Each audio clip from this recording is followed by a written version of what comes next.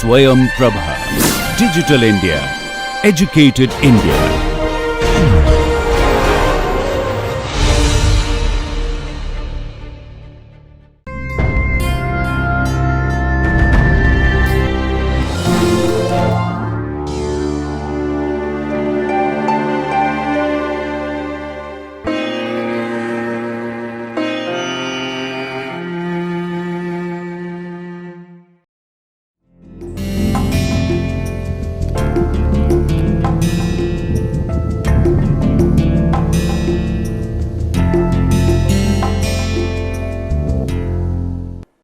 Students, we have been discussing about ternary phase diagrams, and I just started discussing about the basics.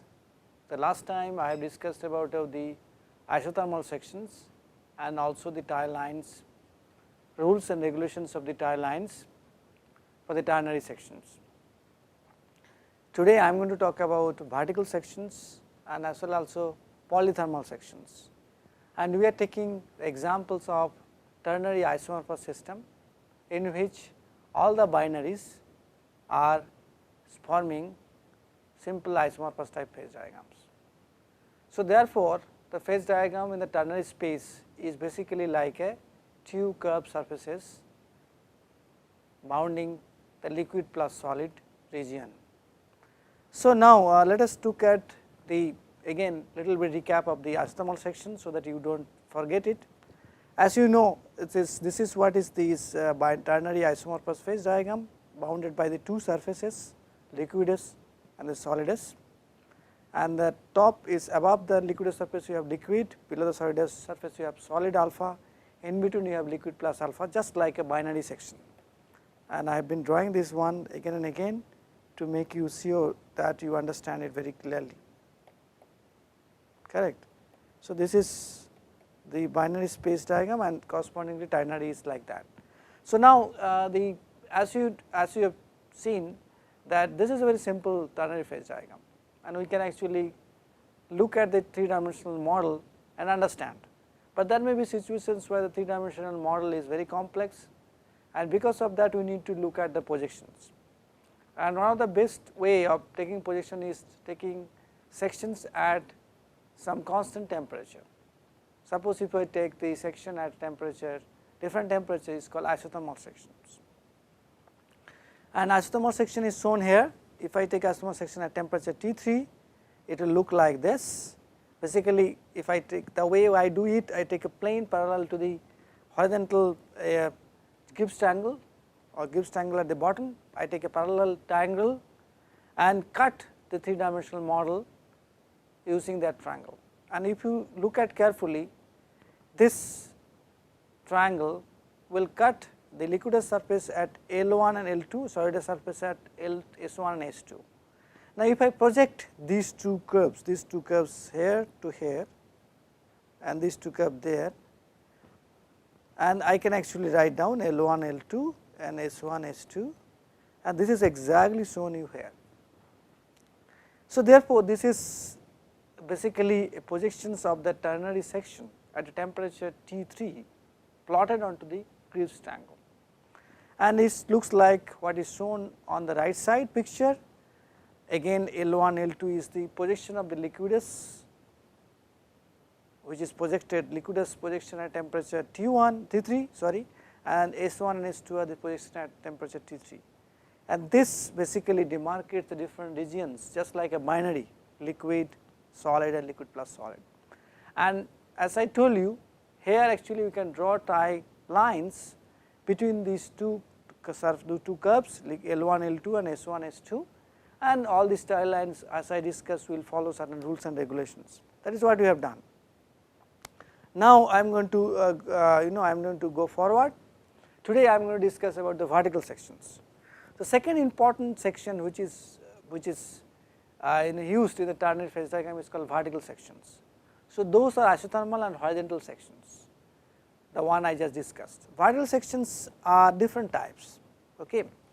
Vertical sections are taken perpendicular to the temperature, they are taken parallel to the temperature axis, okay.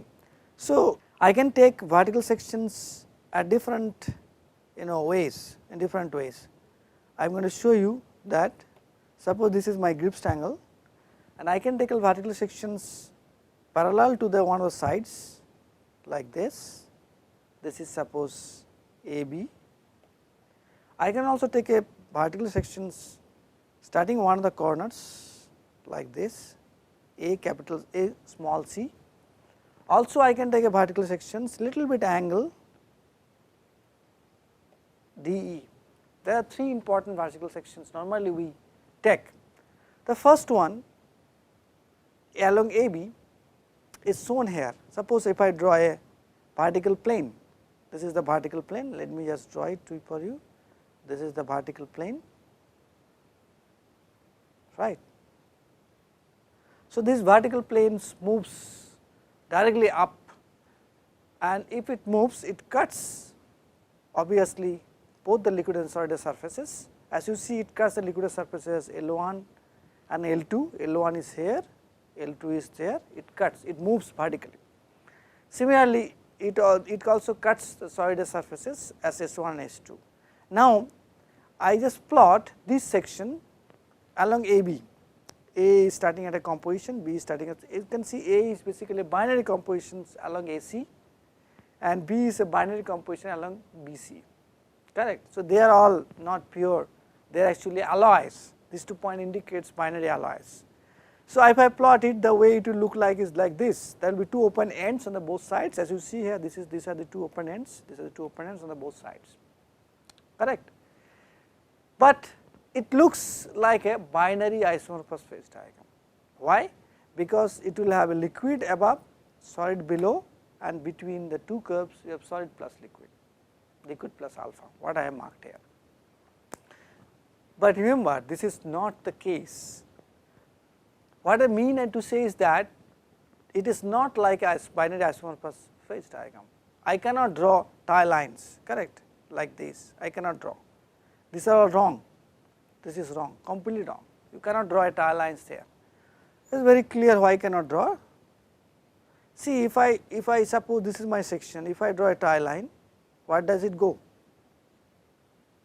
It go and hits somewhere else, it does not meet this one liquid surface to the other solid surface, it does not. So, if you look carefully, that is what you have to look, you have to think yourself in the perspectives of the 3-dimensional diagrams, and if you look carefully you will see that is not possible here. I cannot draw tie lines between the two solidus and liquid the surfaces which is plotted here, correct. That is the most important lesson you have to remember, that on the vertical sections it is not possible to draw tie lines, only on the horizontal sections I can draw tie lines and then I can actually formulate rules and regulations for tie lines. Now, let us move on to the other thing, that is for the first thing. Let us move on to the other things, okay. So, therefore, another section we can draw is along AC. A is basically one of the ends of the composition triangle, Gibbs triangle, and C is like that. So, that way I will draw it, let me just erase this part so that you can see it nicely. So, the way it is drawn is that I can take a vertical section like this and draw like that. So, if I draw a vertical section like that, it is again a rectangle, again basically it is a rectangle obviously. So, it will cut S here, liquid surface there, correct. So, if you see carefully, the way this can be drawn is like this is basically like this, correct, exactly like this.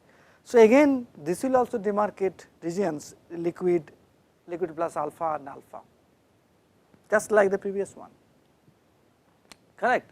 So, thus basically it is possible to show these different regions just like a binary phase diagrams, but here you see one end of these curves are joint, other end is open. So, that means that because it starts from a rich end and it ends at the one of the alloys which is BC on the BC side, or that means alloy consisting of B and C element, it does not have any A, because as I told you the composition sitting on these lines or the sides of the triangle will demarcate, will tell you that they are binaries. Okay. So, it's as very clearly I cannot draw these tie lines here also and do calculation, that these are wrong, not allowed at all. So, that is another way of drawing it, the diagrams. So, I again re-raise and I tell you how to do the next one. Next one, correct, next one is what? Next one is along DE. Okay. So, DE will not be like a parallel to AB is parallel to capital AB, small ab, DE will be like this at an angle, correct. So, if I do that, then I take a vertical,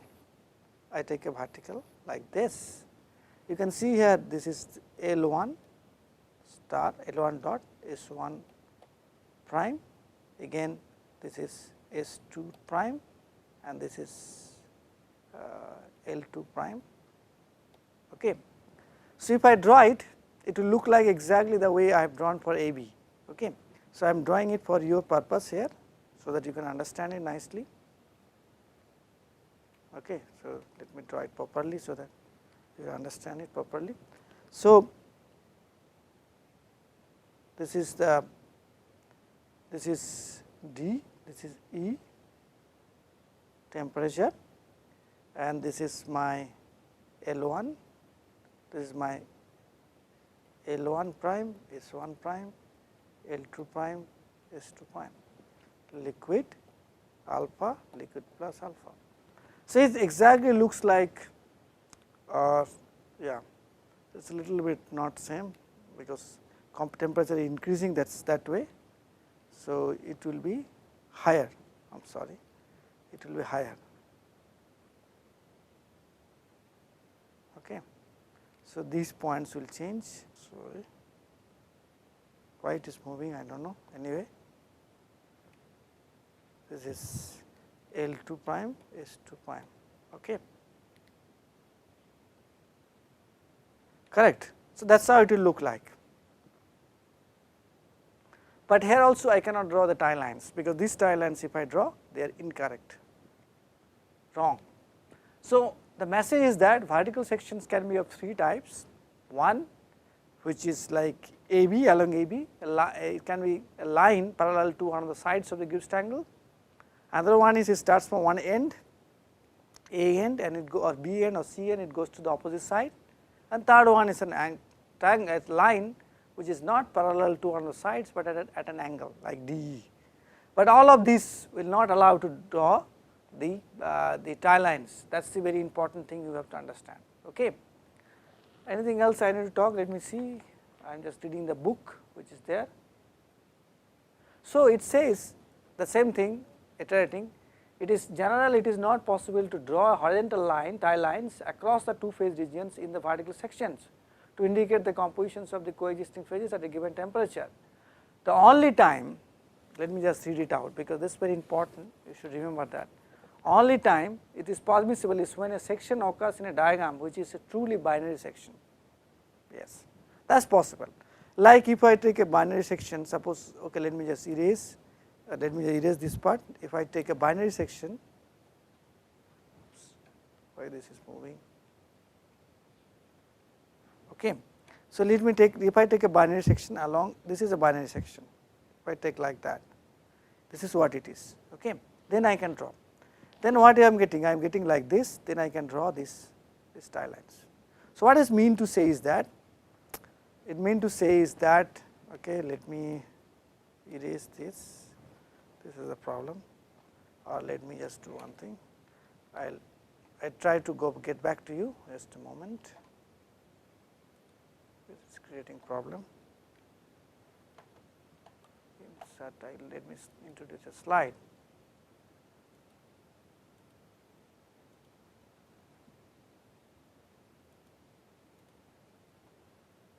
Take a moment, please.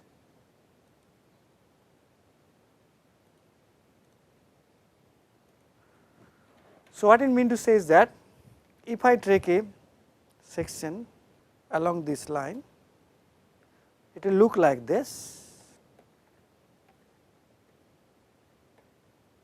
it will be looking like this, there I can draw. So, it is only possible when the section occurs in a binary section. So, if section occurs in a diagram which is a binary section, this case arises when a congruently melting compound occurs in one of the binary system, that is possible, yes. This is one way. Otherwise, if a congruently melting compound occurs in the binary section, then also you can do that. The section from the third component to the compound can then be a binary section, usually called a pseudo binary section. Entire line can be done on such a vertical section to present the composition of the conjugate phases, correct. So, this is another way, this is one way. Another way is that if one of the ends of the section is the corner point and other end is corresponding to a congruently melting compound. Okay, if I on the way, when I am teaching it, if I find such a diagram, I am going to come back and discuss with you. So, that is then only you can draw these tie lines, otherwise you cannot draw the tie lines, correct. So, that is about the particle sections. Now, we are going to look at the last thing is the horizontal or the polythermal sections. What is polythermal section? Let us look at it, correct. So, before that, let me just go back to you and discuss about the phase diagram here. What is the 3-dimensional plot? Yes, 3-dimensional plot is here. So, I erase this part, why it is not erased anyway. So, this is the 3-dimensional model as you see here. Okay. So, in the 3-dimensional model, we have two surfaces, one is liquidus, other one is solidus. Now, we can use this thing to understand the solidification pathways, how alloy will solidify. Please remember, I have done it for binary, so I will also do it for binary again first and then discuss the ternary, correct. So, what happened to a binary? Let me just draw.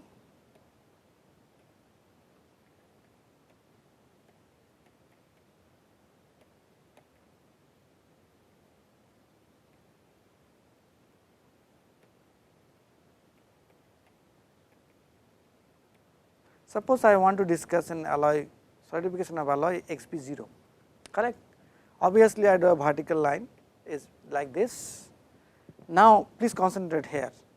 Now, what will happen? Only this is liquidus, top surface is liquidus, bottom surface is solidus, so bottom curve is solidus. So, what will happen? Below only this liquidus, the solid will start forming and I can draw tie lines and follow the things, and finally, whole liquid will solidify at this temperature. This is TL, this is TS, right. That is what happens. And you know that if I cool it very slowly like equilibrium manner, then the solid will have a uniform composition. But when I change the cooling rate or I will go for non-equilibrium manner, then it will lead to coring, that I have discussed. Now, let us do that for ternary sections. To show you clearly, what I have done is that I have cut the middle part out. As you see here, these are my solidus and liquidus surfaces. Okay, you can clearly see this is liquidus, top ones and bottom one solidus surfaces. And I am going to follow solidification of the alloy composition X, correct. So, as you know, as they cool down, it will first hit the liquidus surface at L1, correct. So, as it hits the liquidus surface L1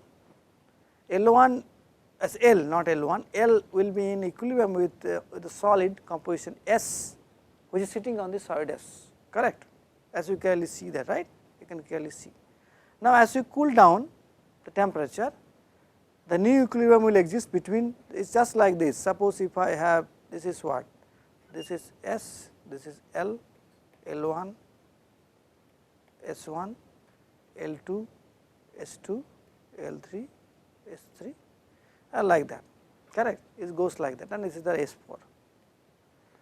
Now, so similarly, as you cool down, the new equilibrium will develop between a liquid L1, a solid S1, correct. So, these are the tie lines, or these are the things which you can connect on the, not tie lines, on the solidus and liquidus surfaces. Then as you cool down, there will be new equilibrium exists between L2, S2, L3, S3, and finally at S3 it will solidify, correct. So, now question is this, it is not always possible to track through the solidification pathways from the 3-dimensional model. What you should do basically is to project the whole thing onto the 2-dimensional ABC Gibbs triangle. Okay. So, what we project? We project both the liquidous surface and the solidus surface and draw these lines. So, as you see here, this is the x line which is meeting at point S3, okay, S3 is where the solidification ends, correct, and then from the S3 a curve originates, move up to S, another one originates, move up to L3, correct. So, what does it mean?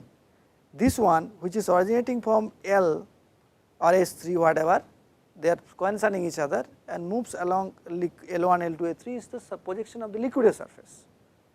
On the other hand, the curve which you see here moving from S3 going to S2, S1 and S is the position of the solidus surface, correct. So, if I have that in my view on the two dimensional projection, then I can explain the solidification pathways much easily. Let us see how, correct. So, as you can see here, S and L, they are connected by a tie line, can you see that? Similarly, S1 L1 is connected by that, S2 L2 connected, okay, S3 L3 is connected. So, now I can actually, because these points are lying on the Gibbs triangle, I know their compositions very easily, because each of these points corresponding to a ternary composition is because they are sitting on the inside the triangle. So, as I know their compositions, I can easily explain how the solidification is proceeding. I can actually calculate volume fraction of phases very easily, which is not possible using the 3-dimensional model. In 3-dimensional model, you cannot use these compositional data points and calculate the volume fraction of phases or how the solidification is progressing, what are the composition of the solid product coming, you cannot do that. Rather you can do easily if you project these things very easily, correct. That is the idea, that is why actually most of the cases we project even the thing onto the triangle, and this is what is known as polythermal sections, okay. They are actually known as polythermal sections. Why they are called polythermal sections? Because they are actually at different temperatures, okay. See, L and S, they are meeting at a temperature suppose T, L1 S1 is T1, L2 S2 at T2, L3 S3 is T3, because they are at different temperatures and all of them we are projecting onto this triangle, that is why it is called a polythermal section. So, therefore, the message which you get, very important message, is that we can use these polythermal sections nicely to demarcate how the composition is, how the solidification is taking place, in fact how the composition of the solid and liquid is changing, correct. Now, this is at equilibrium. Imagine what will happen if you do non-equilibrium. In a binary we can do that, we can draw a dotted line like this, correct, you have seen, right, dotted line like this, or let me draw it better way because you may not be able to see it, a dotted line like that, sorry it should be dotted, so like this, that is how we can explain the effect of non-equilibrium solidification. But can I do it here? Well, that is possible here, and in fact we will discuss little bit in the next class about that, but for the timing just try to concentrate on this polythermal section and understand. So, in a nutshell, before I move on to the non-equilibrium and eutectic phase diagrams, you know I am going to discuss about eutectics, solidification path, eutectic systems, okay, and different other polythermal sections. You can see here I am going to discuss all this stuff with you. So, before I do that, I just request you to try to understand this particular aspect, especially the isothermal sections, vertical sections and the polythermal projections. Please try to spend more time to understand these, otherwise next all these things, eutectic and other 3-phase or 4-phase equilibria in a ternary sections will not be clear understandable to you, and all these things cannot be even discussed in a detailed manner, in the sense that because these requires understanding 3-dimensional sections and the projection onto the Gibbs triangle, and therefore it is important that you have to visualize it in the sense that you can draw this projection yourself and in your mind and then draw it onto the paper. So, that is what is my request to you. Please try to spend time on these so that you can understand them very nicely. So, the next class we are going to discuss little bit about this non-equilibrium effect and then finally we will move into the eutectic phase diagrams. Okay.